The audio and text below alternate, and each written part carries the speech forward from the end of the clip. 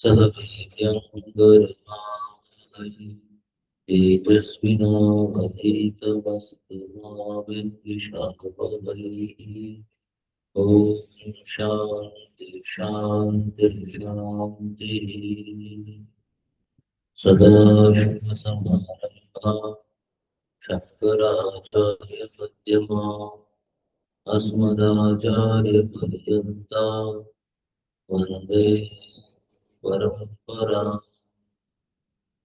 श्रुतिस्मृतिपुराणानामालयं करुणालयं नमामि भगवत्पादं शङ्करं लोकशङ्करं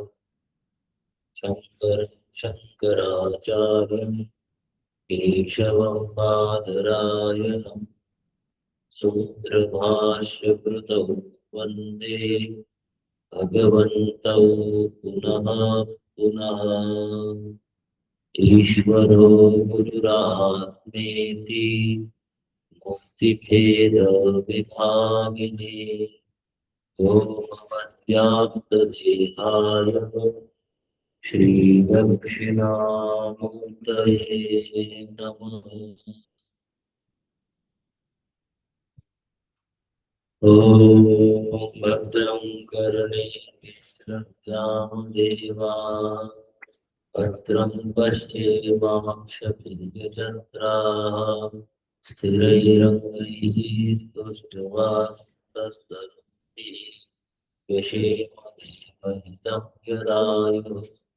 स्वस्ति न इन्द्रो वृद्धश्रवाः स्वस्ति नः पूषा विश्ववेदाः स्वस्ति नस्ताक्षरो अरिष्टनेमिः स्वस्ति नो बृहस्पतिर्दधातु।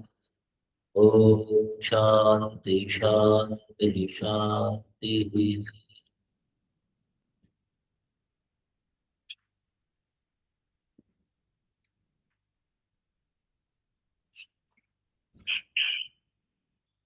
प्रथम श्लोक से पाठ करेंगे।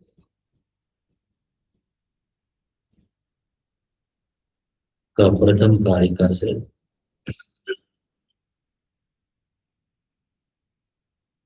बहिष्प्रज्ञो विभुर्विश्वः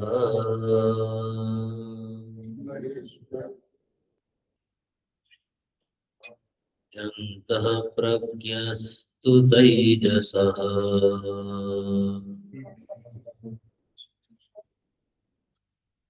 घनप्रज्ञस्तथा प्राज्ञा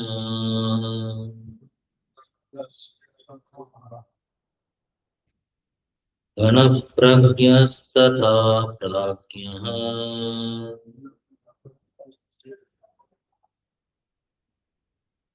कैसा गड़बड़ बोलती हो तुम? हाँ तो प्राज्ञ बोलो ना, प्राज्ञः बोलो सीधा। एक एव त्रिधा स्मृतः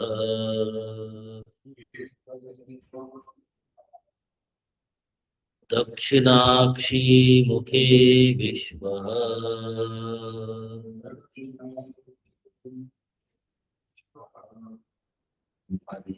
मनस्यन्तस्तु तैजसः।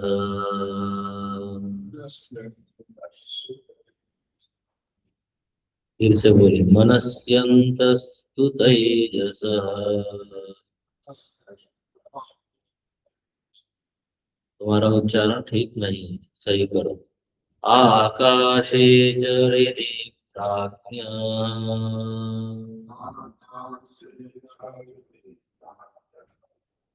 त्रिधा देहे व्यवस्थितः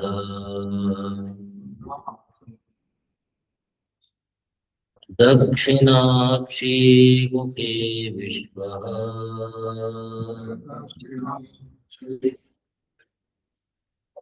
मनस्यन्तस्तु तैजसः आकाशे च हृदि प्राज्ञः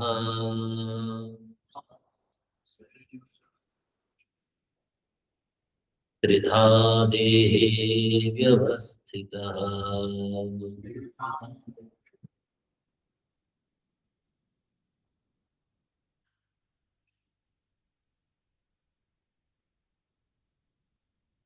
सर्वेषु कर्णेषु अविशेषे अपि दक्षिणांशि नि उपलब्धि पाटवदर्शनात् तत्र विशेषेण निर्देशः विश्वस्य दक्षिणाक्षिगतः रूपं दृष्ट्वा निमीलिताक्षः तदैव स्मरन् मनसि अन्तः स्वप्न इव तदैव वासनारूपाभिव्यक्तं पश्यति यथात्र यत्तथा स्वप्ने अतः मनस्यन्तस्तु तैजसोऽपि विश्वः एव आकाशे च हृदि स्मरणाख्य व्यापारोपरमे प्राज्ञः एकीभूतः घनप्रज्ञः एव भवति मनोव्यापाराभावात् दर्शनस्मरणे एव हि मनस्पन्दिते तद्भावे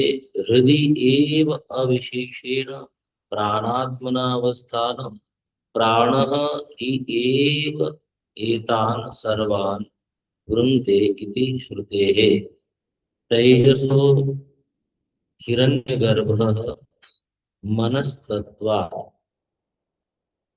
लिंगम मनः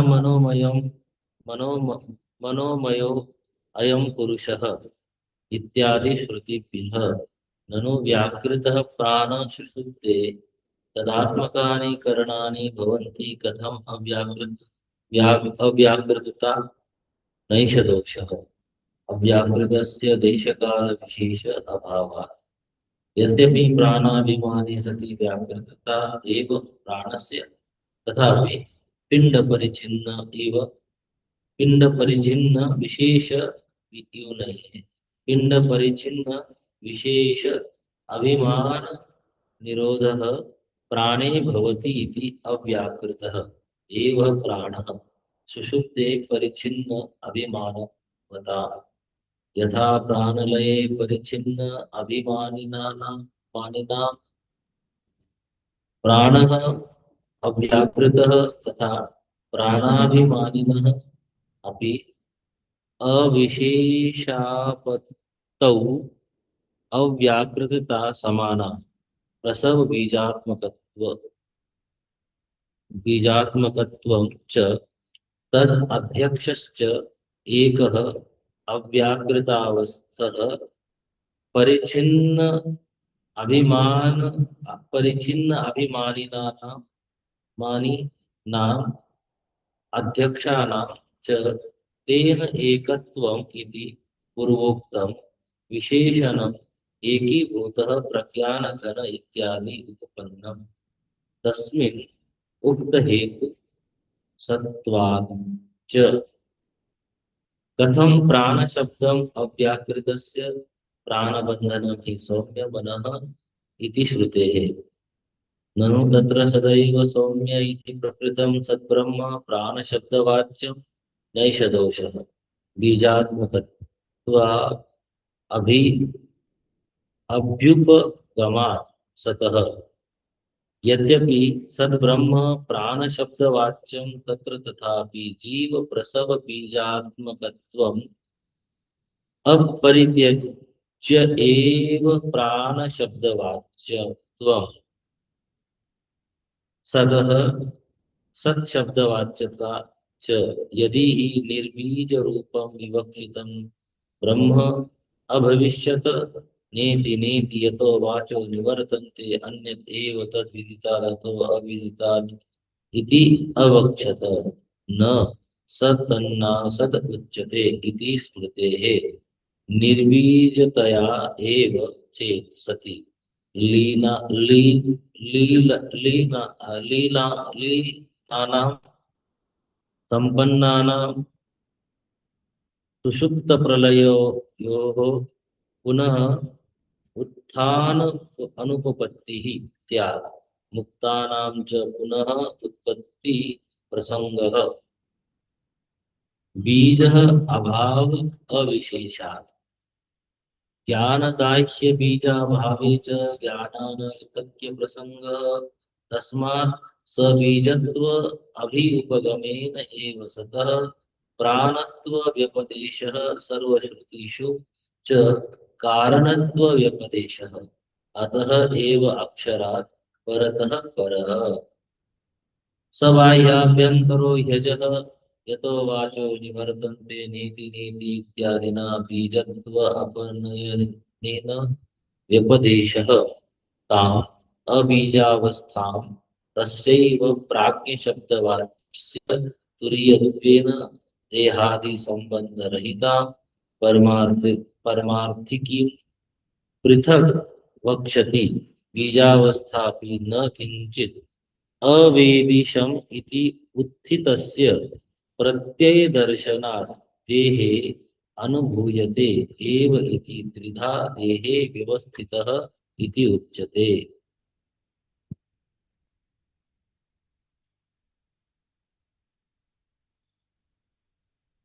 तो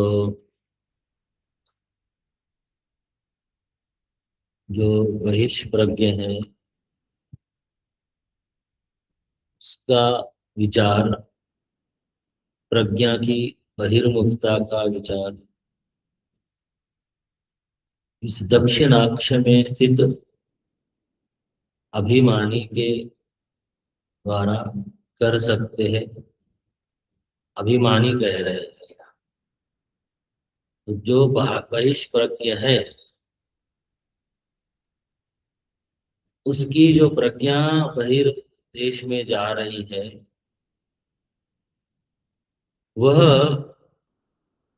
तथा तेजस और प्राज्ञ तीनों अवस्थाओं का अनुभव आपको जागृत अवस्था में ही करना है। विचार तीनों का कहाँ करना है? जागृत में ही करना है, जिससे दक्षिणाक्ष में जो अभिमानी है उसके ऊपर विचार करके आप तीनों की एकता के ऊपर विचार कर सकते हैं। सो वह कैसा है? तो कहा गया कि उसी को हिरण्यगर्भ कहा गया। जब मन का स्पंदन अंतर्मुख में है, जो बहिर्व्यवहार हुआ है, प्रज्ञा जो बहिर्मुख हुई है, वही मन जब अंतःस्पंदित हुआ तो उसको ही वहां पर जो स्पंदन है मन का या मन की जो अवस्था है या मन की जो प्रधानता है, उस उपाधि के कारण आप उसे तेजस कह रहे हैं। स्वप्न प्रपंचोपहित या स्वप्न प्रपंच वाला जो है उसे हम हिरण्यगर्भ कह रहे हैं। जब प्रपंच की प्रधानता से ध्यान देते हैं उसकी तरफ, तो विचार चेतन के ऊपर होना चाहिए। जब देहाभिमानी के द्वारा आप विचार करेंगे, देहाभिमानी के ऊपर ध्यान देंगे, तो भिन्नता दिखाई देगी उपाधि की दृष्टि से। किंतु चेतन के ऊपर जब दृष्टि देखते हैं, देते हैं, तो वह तीनों अवस्था वाला तो नहीं है। और जो तेजस और हिरण्यगर्भ है, दोनों एक है, यह समझ में आता है। चेतन के ऊपर ध्यान रखने से चेतन कैसा है? निरुपाधिक सत्ता है, वह सौपाधिक नहीं है। उपाधि के दोष का आरोपण करने के कारण हमें उसकी जो चेतनता का अनुभव उस प्रकार से नहीं हो रहा जैसा होना चाहिए। तो यहाँ कहते हैं हिरण्यगर्भः क्षेत्रज्ञ। जो क्षेत्रज्ञ है और जो हिरण्यगर्भ है, दोनों क्या है? एक है, भिन्न नहीं है। तो प्रश्न होता है कि भाई जो नियंता है दक्षिणाक्ष में, अभिमानी है, वो देह स्वामी है, वो देह स्वामी के रूप में दिखता है। और हिरण्यगर्भ प्रपंच वहित है, तो उसमें एकता नहीं दिखती है। बोले कि आचार्य ने कहा कि स्वतः, बोले कि जो आप कह रहे हैं उस प्रकार से नहीं है। स्वतः भेदान अभि उपगमा, बोले स्वतः उसके अंदर किसी प्रकार का भेद तो नहीं है। स्वतः भेद नहीं है माने चेतन की दृष्टि से उसमें किसी प्रकार का भेद नहीं है।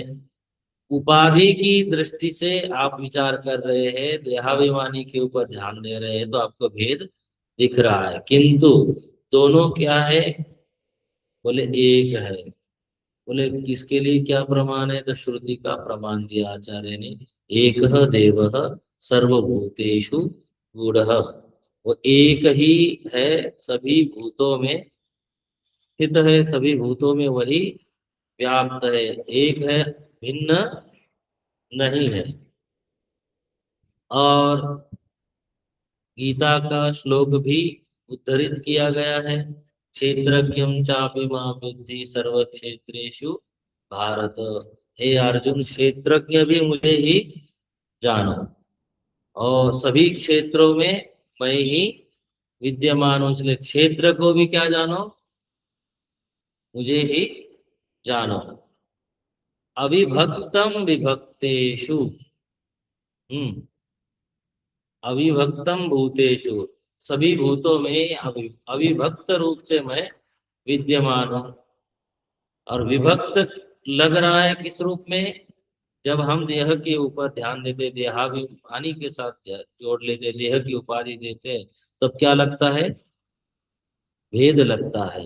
जो भी परिच्छिन्नता है वो औपाधिक है, इसलिए विभक्त स्थिति में भी अविभक्त का ही दर्शन होना चाहिए। इसलिए ध्यान कहाँ देना है? चेतन के ऊपर।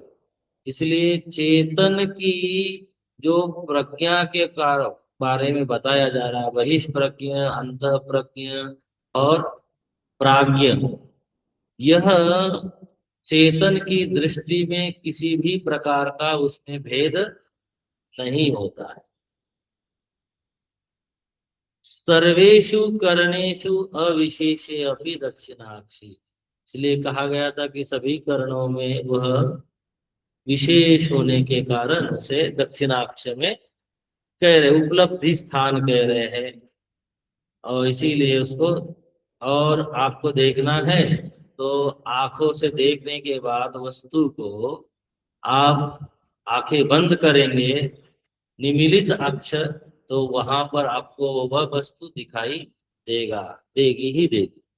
मन का ही, मन का ही बाहर मन जाता है, और जब अंदर आप आते तो मन और घट भिन्न नहीं रहता है।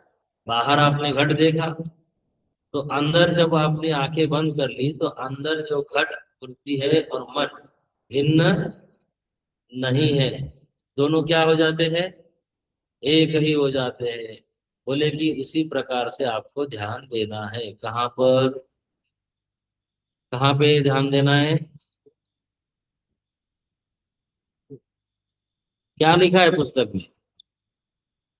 पुस्तक तो देखते नहीं है, कहाँ चल रहा है? आगे देखिए, स्मरण मनस्ति अंतः स्वप्ने इव। पुस्तक देखते रहिए, नहीं तो ऐसा लिख लेंगे, सुन लेंगे, कोई फायदा नहीं। बाद में जब बैठेंगे तब पंक्ति कैसे लगाए? पुस्तक भी देखना है, जब पढ़ रहे हैं पंक्ति पंक्ति का अर्थ समझ में आना चाहिए। मनसी अंतः स्वप्न इव, इसी प्रकार से स्वप्न में भी जैसा आपने बाहर घड़ा देखा और आंखें बंद की तो अंदर घड़ा दिखाई दिया, तब मन और घड़े घड़ा क्या हो गया? एक हुआ। स्वप्न नहीं हुआ, एक हुआ, भिन्न नहीं है। वैसे ही स्वप्न भी मन से भिन्न वहां नहीं रहा। क्यों? तदैव वासना रूप अभिव्यक्तम पश्यति। वो कैसा है? वासना रूप है। पीछे आपने पढ़ा था, वो याद रहना चाहिए। पश्यति, वही आप स्वप्न में देखते हैं। बोले यथा अत्र, यहाँ पर उदाहरण में जैसा वैसे ही, तथा, तथा क्या? स्वप्ने। यथा अत्र तथा स्वप्ने। अतः मनसि अंतस्तु तेजसोपि विश्व एव। इस कारण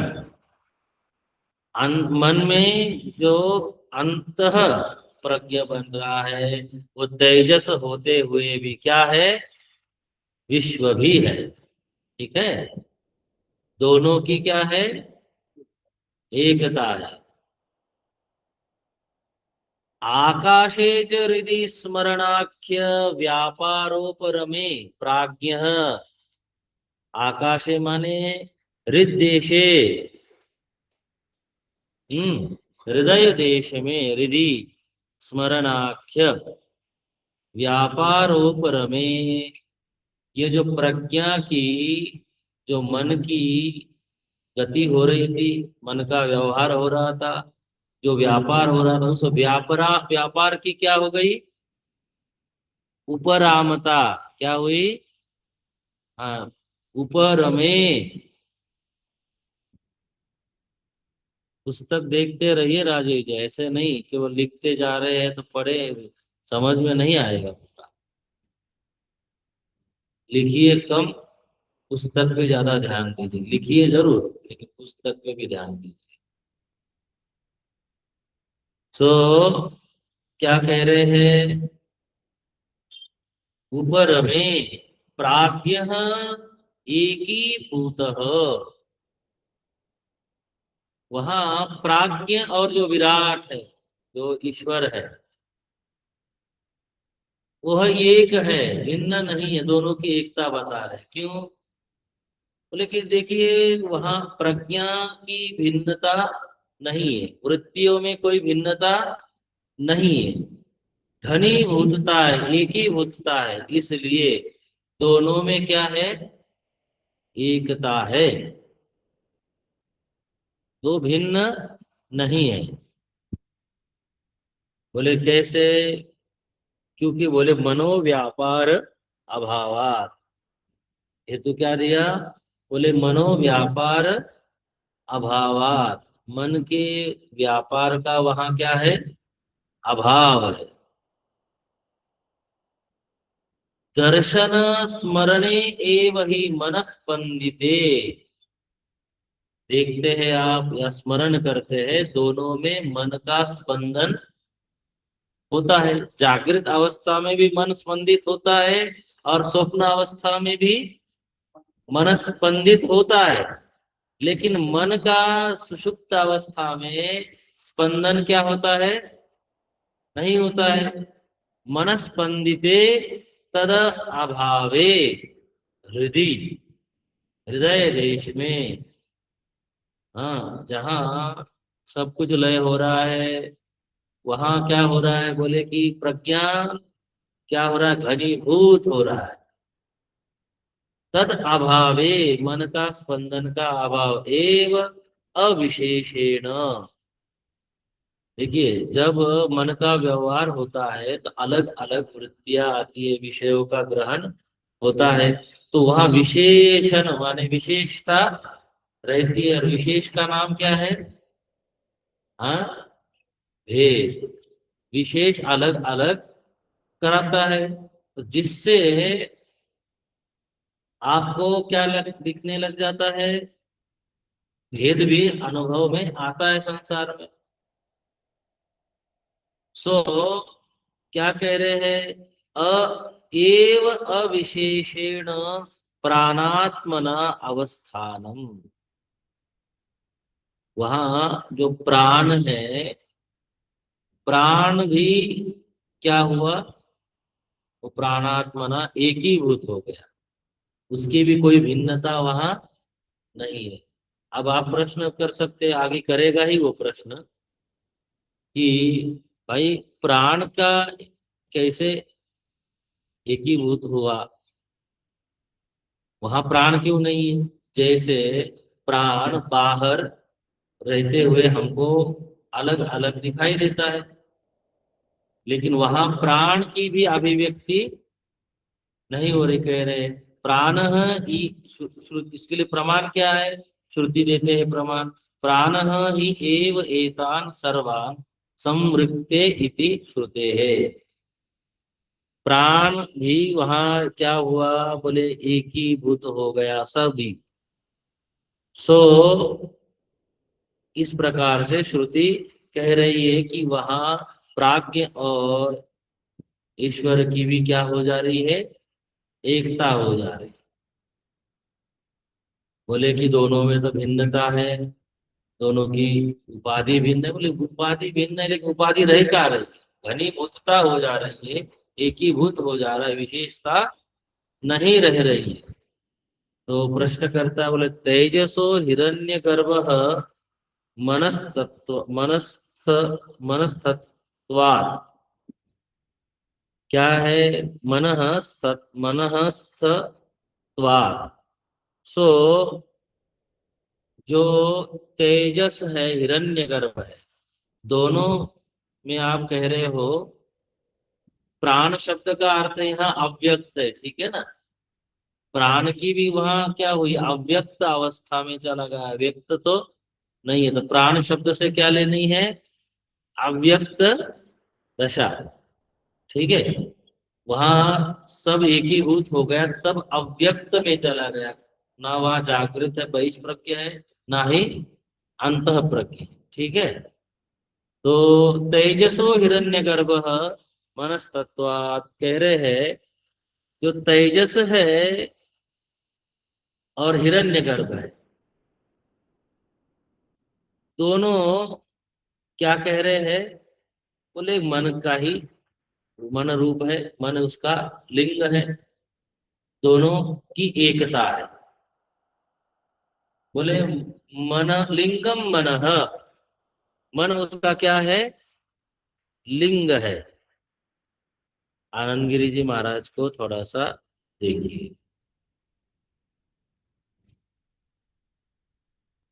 देखिए प्राण हो इति ही, दूसरे पैसेज की 1 2 3 4 5 6 7वीं पंक्ति देखिए, प्राण के ऊपर बोल लिख रहे हैं,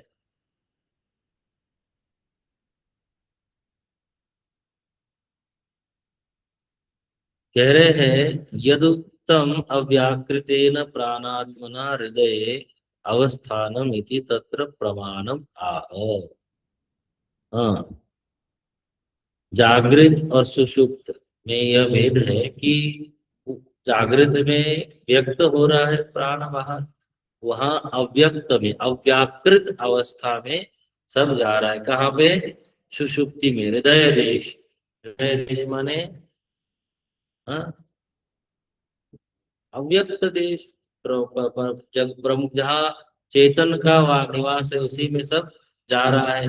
यो ही प्राण अध्यात्मं प्रसिद्ध स वागादीन प्राणान आत्मनि संवृत्ते संहरतीति, प्राणस्य आध्यात्मं वागादि संहरितत्वं संहर्तृत्वम उक्तम। देखिए प्राण का यहाँ क्या है, अध्यात्म रूप से क्या प्रसिद्ध है, बोले कि अव्याकृत रूप से सारी इंद्रिया उसी प्राणात्मा में क्या हो जाती है, संघरित होकर उसी में चली जाती है, उसी को अव्याकृत स्थिति, अव्यक्त स्थिति कह रहे हैं।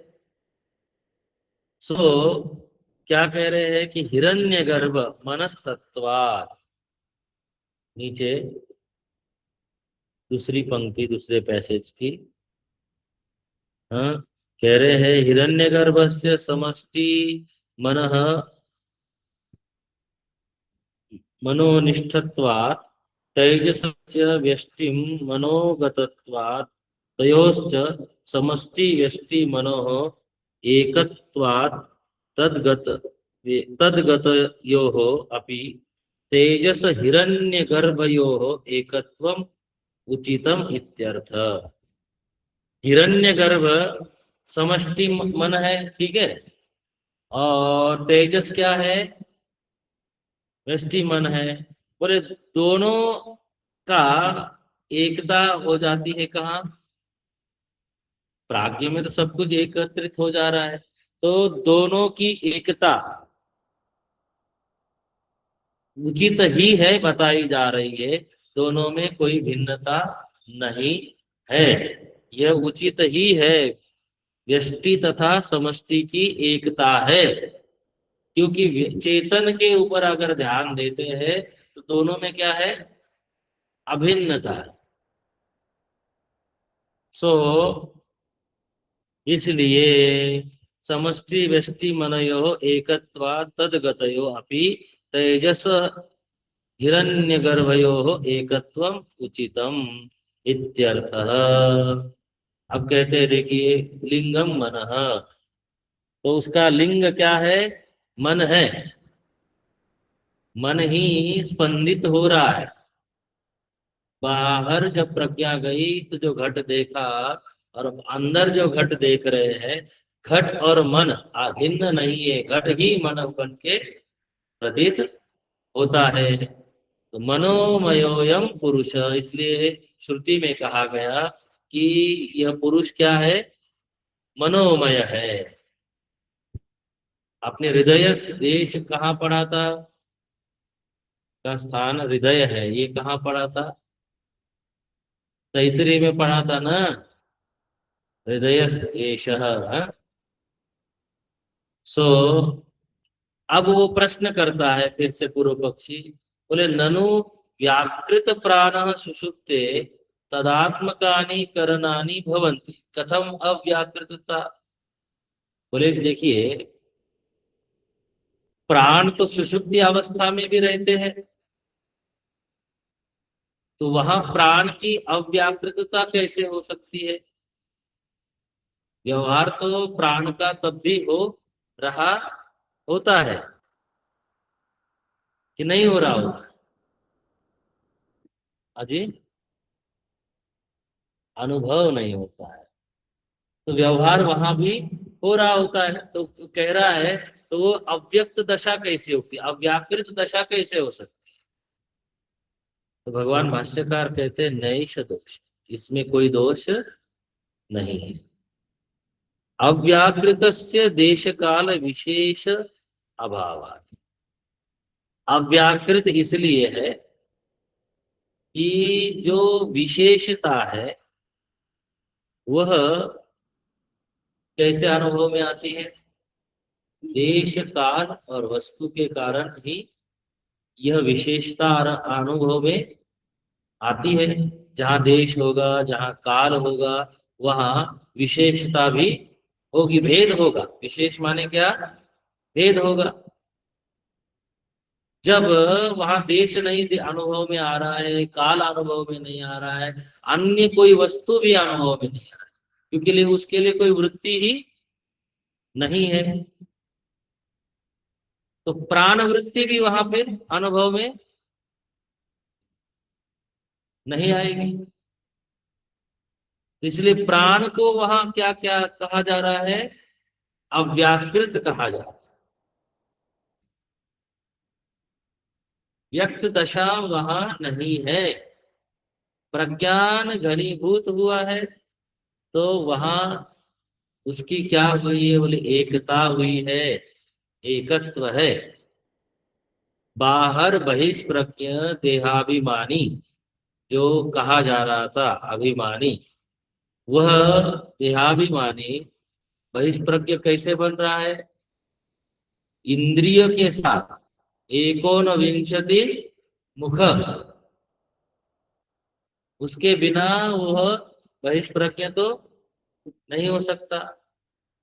तो वहां विशेषता दिखती है, भेद भी दिखता है, वृत्तियों की भी विशेषता अनेकता वहां दिखती है। स्वप्न में भी यह दिखता है। स्वप्न में उतने विषय नहीं है, लेकिन वृत्तियां तो भिन्न है ही। तो वहां प्राण वृत्ति की अनुभूति नहीं होती है, इसलिए देश काल क्या है वहां पर, अभाव होने के कारण। ठीक है। यद्यपि प्राणाभिमानी सति व्याकृतता एव प्राणस्य, ये जो प्राण की अव्याकृतता बताई जा रही है, कह रहे हैं यद्यपि प्राणाभिमानी, प्राण के साथ अभिमान सती व्याकृतता, तो क्या होती है, प्राण की व्याकृतता होती है, वह व्यक्तता होती है और भिन्नता भी दिखाई देती है प्राण से। तथापि पिंड परिच्छिन्न विशेष अभिमान निरोध, पिंड से परिचिन्न, पिंड से परिचिन्न माने देह से परिचिन्न, और देह पिंड से अभिमान माने क्या, देह से अभिमान, या अभिमानी कह रहे सीधा सीधा। ठीक है। अभिमान निरोध कहाँ पर, सुषुप्त में। वहां क्या हुआ, बोले कि देह का जो भिन्न अभिमान कर हो रहा था, परिचिन्नता हो रही थी कि मैं यह हूं, वह अभिमान का क्या हुआ, वहां पे निरोध हो जाता है। तो निरोध प्राणी भवती, प्राण का भी क्या हो जाता है वहां, इसलिए अव्याकृत एव प्राण, वहां क्या कहलाया प्राण, अव्याकृत प्राण कहलाया। सुषुप्ते परिचिन्न अभिमानवता, सुषुप्ति में जो देहाभिमानी जो परिचिन्न था, वह सुषुप्तावस्था में प्राण क्या हुआ, वही अव्याकृत हो गया। यथा प्राणलय, जब प्राण लय होता है, जैसे प्राण लय होता है, उदाहरण है ये, ठीक है ना, ऊपर की बात समझाने के लिए उदाहरण, यथा प्राण लय परिचिन्न अभिमानी नाम, जो परिचिन्न अभिमानी है, अभिमानी माने देह के साथ जिसने अटैचमेंट किया हुआ है, तादाद में किया, देहाभिमानी, प्राण लय हुआ तब क्या होता है, बोले प्राण अव्याकृत, तो प्राण क्या कहलाता है तब, अव्याकृत कहलाता है। तथा प्राणाभिमानी न अपि, और जो प्राण के साथ अभिमान कर रहा था जागृत में, स्वप्न में, वो प्राणाभिमानी का भी क्या हो गया, वहां पे एक ही भूतता हो गई। तो तथा प्राणाभिमानी अपि, उसकी भी अलग से कोई विशेषता की अनुभूति वहां नहीं होती, अविशेषापपत्तौ, ठीक है, विशेष रूप से उसकी किसी भी प्रकार से अनुभूति नहीं होती, विशेषता का वहां क्या हो गया, अभाव हो गया, अविशेष भाव को प्राप्त हो गया। समाना, अव्याकृतता समाना, वहां अव्याकृतता उसी समान माननी चाहिए। समझ में आया शर्मा जी, नहीं आया तो पूछ लीजिए। प्रसव बीजात्मकत्वम च, प्रसव माने उत्पत्ति, जो उत्पत्ति होती है, वो प्रकटन होता है किसका, जगत का, ये जगत जो प्रकट हो रहा है स्वप्न और जागृत जो प्रकट हो रहा है वो कहाँ से प्रकट होता है? वही से। किससे? उसी चेतन से। कुछ हो नहीं रहा लेकिन वो चेतन ही उसकी अध्यक्षता सभी कुछ क्या हो रहा है? प्रकट हो रहा है। तो प्रसव बीजात्मकत्वं च तद अध्यक्षश्च एकः। उसका अध्यक्ष अर्थात उसका जो उत्पत्ति स्थान, लय स्थान, हाँ, प्राप्ति स्थान क्या है? एक ही है। एक है अध्यक्ष, अन्य नहीं है। अव्याकृत अवस्था, उसी अव्याकृत अवस्था से ये जागृत स्वप्न क्या होते हैं? प्रकट होते हैं। और चेतन वहां क्या है? विद्यमान है। बिना चेतन के कुछ भी नहीं हो रहा है। चेतना सर्वत्र व्याप्त है, किंतु देहाभिमान करने के कारण वो क्या हो रही? चेतना परिचिन्न हो रही। परिचिन्न अभिमानी नाम, परिचिन्न अभिमानी मानी नाम अध्यक्षानाम च। जो परिचिन्न अभिमानी है वो क्या है? वह इस सभी अवस्थाओं में क्या है? विद्यमान है। जहाँ परिचिन्नता की अनुभूति हो रही है वहां पर भी वो विद्यमान है। कैसा है बोले? उसको अध्यक्ष कह रहे थे। चेतनता को ही क्या कह रहे हैं? अध्यक्ष। तेन एकत्वम इति, वो वही इस सुषुप्त अवस्था में क्या हुआ बोले? एकत्व को यहाँ उसकी उपलब्धि हो गई, भिन्नता के रूप में नहीं। इसलिए वो क्या है? एक है। तेन एकत्व। इसलिए अव्याकृत और सुषुप्त दोनों अब क्या भिन्न भिन्न नहीं है। अव्याकृत और सुषुप्त एक ही अवस्था है, ठीक है, भिन्न भिन्न नहीं है। तो इसलिए दोनों में जो चेतन विद्यमान है, आप प्राज्ञ और ईश्वर अलग मत करिए, विराट वह एक ही है। दोनों में क्या है? एकता है। बोले पूर्वोक्त विशेषणम एकीभूत। पूर्वोक्त में कहा बताया था?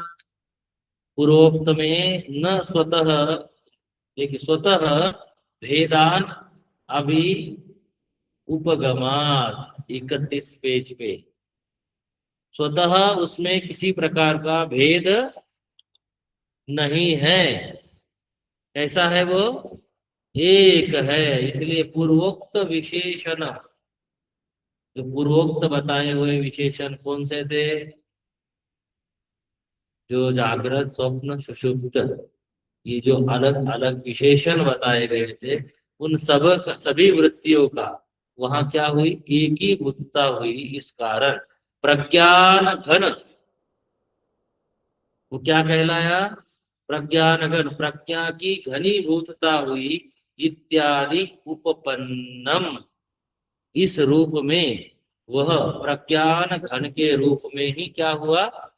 उपलब्ध हुआ, एक हुआ, अन्य नहीं है। तस्मिन उक्त हेतु सत्वाच। क्या कह रहे हैं? बोले कि इसलिए हेतु क्या दिया जा रहा है? बोले पूर्वोक्त हेतु में दोनों का एकत्व ही बताया जा रहा है। दोनों का एकत्व ही विद्यमान है। एकत्व रूप से ही दोनों पूर्वोक्त बताया गया गए अनुसार क्या है? विद्यमान है। एकत्व रूप से, भिन्न नहीं। इसलिए हिरण्यगर्भ और तेजस, विश्व और वैश्वानर, प्राज्ञ तथा ईश्वर विराट, इनमें क्या है? एकता है, भिन्नता नहीं है।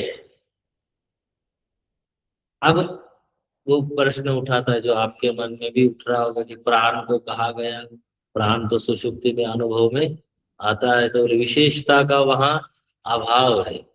विशेषता वहां दिख नहीं रही है, इसलिए प्राण भी वहां अव्याकृत दशा में ही पहुंचा, अव्यक्त दशा में ही है, इसलिए उसको भिन्न वहां पे नहीं नहीं कहा जा सकता। भिन्नता के लिए क्या चाहिए? देश काल की विशेषता होनी चाहिए, वस्तु की विशेषता होनी चाहिए। भेद जो आप कहते वस्तु कहाँ पर होगी? बोले किसी देश में है, किसी काल में है, और किसी वस्तु के साथ है। आप अगर कहते कहीं पर वो है, तो यहाँ पर वो नहीं है, देश परिचिन्नता है कि नहीं है? और आपने अगर कह दिया कि वो इस समय है, इस समय नहीं है, तो काल परिचिन्नता आ गई। और ये वस्तु है, वो वस्तु है, तो वस्तु परिचिन्नता भी आ गई। तो वहां किसी प्रकार की देश काल वस्तु की परिचिन्नता न होने के कारण, विशेषता का अभाव होने के कारण, उसमें किसी प्रकार का भेद नहीं है। क्लियर? सो देखिए, अब प्रश्न करते हैं फिर से, कथम प्राण शब्दत्व अव्याकृतस्य। ये जो प्राण शब्द अव्याकृत के रूप में कैसे लिया गया, अव्याकृत कैसे कह दिया प्राण को? प्राण शब्द को अव्याकृत रूप से कैसे कहा गया? और आया है श्रुति में, भगवान भाष्यकार कहते हैं, प्राण बंधनम ही सौम्य मन इति श्रुते है। हाँ, प्राण हे सौम्य, ये जो मन है, हाँ, प्राण अर्थात ईश्वर, ठीक है, ये जो मन है और अव्यक्त या जो प्राण है, दोनों क्या है? हाँ, ये जो मन है और प्राण है, ये सब के सब किसके अधीन है? उसी ईश्वर के अधीन है। ये श्रुति में आया है। सो क्या कह रहे हैं? यह इनका आधार जो है वही एक ईश्वर है, ईश्वर के अलावा अन्य कोई आधार नहीं है। अब उपासना क्या बनेगी आपकी यहाँ पर? मन और प्राण दोनों भी क्या है? ईश्वर के ही अधीन है। तो मन तदाकार बने, ईश्वराकार बने। जागृत अवस्था में मन क्या बनना चाहिए? तदाकार बने। और फिर आप दोनों की एकता देखें, दोनों की क्या देखें? एकता देखें। इसलिए यहाँ पर उसको प्राण शब्द से संबोधित किया गया। प्रश्न करता है, ननु तत्र सदैव सौम्य इति प्रकृतम सद ब्रह्म प्राण शब्द वाच्य। ये सौम्य कह के जो प्रकृत ब्रह्म है, प्रकरण जो चल रहा है, वो ब्रह्म ही प्राण शब्द वाच्य है, ऐसा कैसे कहते हैं आप? देखिए क्या कह रहे हैं, ननु तत्र सदैव सौम्य इति प्रकृतम सद्ब्रह्म प्राण शब्द वाच्यम। इस श्रुति में जो कहा गया कि सदैव सौम्य, ब्रह्म तो सदरूप है ना? और आप कह रहे हैं यहाँ प्राण रूप से उसका वर्णन कर रहे हैं। तो प्राण शब्द वाच्य है, ये कैसे श्रुति के अनुसार होगा? बोले बताते हैं, बोले नैष दोष, इसमें कोई दोष नहीं है। बोले बीजात्मकत्व अभ्युपगमात सतः, जो सद ब्रह्म है उसको बीज रूप से भी स्वीकार किया गया है, क्योंकि सब कुछ तो उसी ब्रह्म से प्रकट होता है। तो बीज रूप कहने से उसको फिर प्राण रूप से भी कहा जा रहा है। निरुपाधिक ब्रह्म से तो कुछ होता नहीं। निरुपाधिक ब्रह्म तो जगत की सृष्टि नहीं करता है। देखिए, बीजात्मकत्व बीजात्मकत्व अभ्युपगमात सतः, यद्यपि सद ब्रह्म प्राण शब्द वाच्यम, यहाँ पे प्राण शब्द वाच्य से क्या आ रहा है? ब्रह्म ही कहा जा रहा है। ठीक ही है, क्योंकि जो निरुपाधिक ब्रह्म है उससे तो सृष्टि नहीं होती है, तो किससे हो रही है? बोले जो बीजात्मक है, व्याकृत है, उसी से क्या होती है? सृष्टि होती है। बोले तथापि जीव प्रसव बीजात्मकत्व अपरित्यज्य एव प्राण शब्द वाच्यत्वम। जो जीवों के उत्पत्ति का कारणभूता बीज रूपता है, इसमें ब्रह्म में, तो अपनी अव्याकृत या अव्यक्त उपाधि का त्याग किए बिना ही वो क्या बन रहा है? बीज बन रहा है सबका। ठीक है ना? अगर उपाधि का परित्याग कर देगा तो क्या हो जाएगा? निरुपाधिक हो जाएगा। और निरुपाधिक फिर, हाँ, निष्क्रिय है, कोई काम नहीं करता है। तो पहला हेतु दिया, जीव प्रस- प्रसव बीजात्मकत्व अपरित्यजैव प्राण शब्द वाच्यत्व। तो पहला प्राण शब्द जो वाच्य कहा, ब्रह्म को प्राण शब्द से कहा गया, तो इसीलिए कहा गया कि वो सबका बीज है। दूसरा कह रहे हैं सत शब्द वाच्यता च। दूसरा हेतु क्या दिया? सत। सत शब्द क्या है? सत शब्द है कि वो ब्रह्म रूप से तो विद्यमान है, चेतन रूप से जब आप उसके ऊपर ध्यान देते हैं तो वो तो भाई उसके बिना तो कुछ होता ही नहीं। चेतन रूप से तो वो विद्यमान है, सत ब्रह्म। सत शब्द वाच्यता उसमें बताई गई। दोनों चीजें हो गई, अव्यक्त भी बताया गया और सत शब्द से भी बताया गया। यदि ही निर्बीज रूपम विवक्षितम ब्रह्म अब भविष्यत नीति नीति वाचो यतो वाचो निवर्तन्ते अन्य देव तद्विदिता ततो अविदिता इत्याचक्षत। हाँ, यदि हम निर्बीज रूप से उसका विवेचन करते हैं, हाँ, केवल निरुपाधिक रूप से बताते हैं, तो क्या होगा? नेति नेति यतो वाचो निवर्तन्ते, नहीं है नहीं है, ये तो वाचो निवर्तन्ते, जहाँ वाणी भी नहीं जाती श्रुति तो साफ साफ ऐसा बता रही, अन्य देव तद्विदिता रथो अविदिता। हाँ, जो अन्य ही है, जो विदित से भी भिन्न है और अविदित से भी भिन्न है। ब्रह्म तो इस प्रकार से बतलाना चाहिए था, ये तो फिर, किंतु इसलिए उसे सद असद भी नहीं कहते, श्रुति भी कोट करते हो।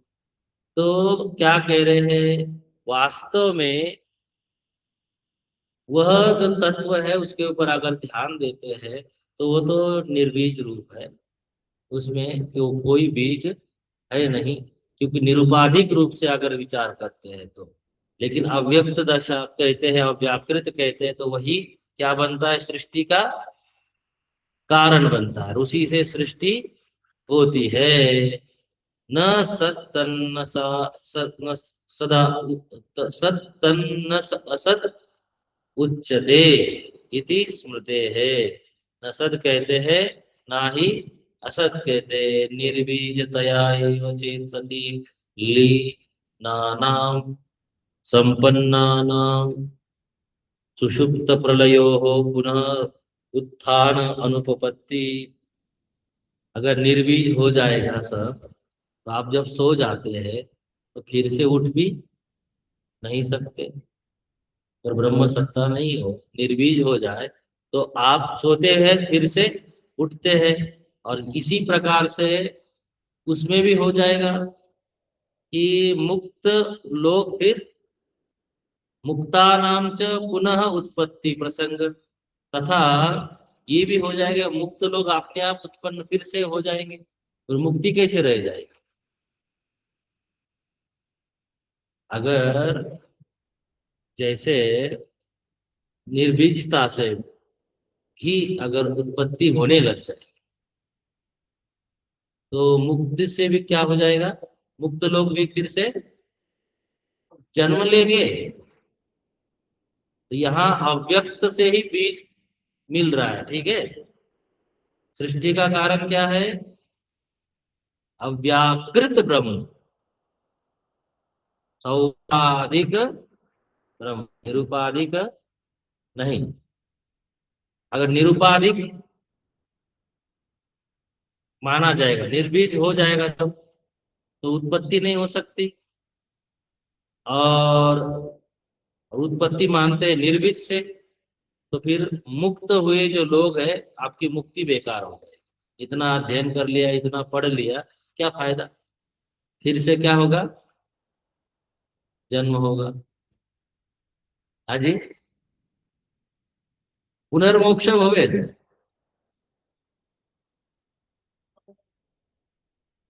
हाँ, पुनर्जन्म भवेत् ना, तो पुनर्जन्म होगा। तो कल देखते। ओम पूर्णमदः पूर्णमिदं पूर्णात् पूर्णमुदच्यते पूर्णस्य पूर्णमादाय पूर्णमेवावशिष्यते। ओम शांति शांति शांति। हरि ओम श्री गुरुभ्यो नमः। हरि ओम।